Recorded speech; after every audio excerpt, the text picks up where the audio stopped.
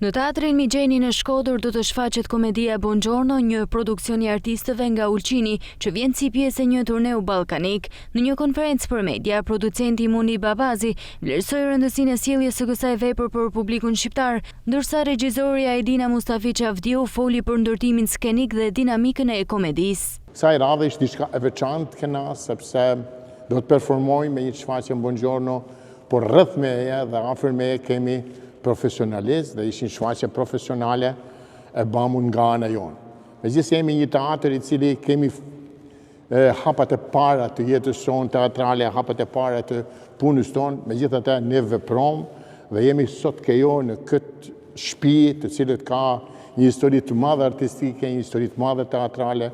Jam shumë e lumtur, njëkohësisht dhe emocionuar që me këtë trup fantastike, po shfaqemi kësaj radhe me shfaqjen Buongiorno, një komedi e cila në fakt ka ritëm, humor, kthesa, situata dramatike, njëherët edhe duke përshkruar kështu përditshmërinë tonë, dhe jam shumë e sigurt që shumë nga ju do e gjeni veten te këto 7 personazhe. Aktori Bashkim Alaj u shpreh optimist për reagimin e publikut shkodran. Migjeni ka qenë ajo shtëpia jonë e dytë, ka qenë gjithmonë ajo udhërrefysi jonë ku na kena mujt me pa atë çka kena dashna me studiu edhe atë çka kena dashna me bën të ardhmen. Për mua është kënaqësi që vi me këtë ekip si një prezantues qytetit Ulqinit, edhe që na kena mundësinë me shfaq talentin ton këtu ku ma mirë se në Shkodër. Shfaqja do të vihet në skenë me 27 prill në teatrin Migjeni, ku pritet të sjellë një mbrëmje me humor dhe emocione për publikun shkodran.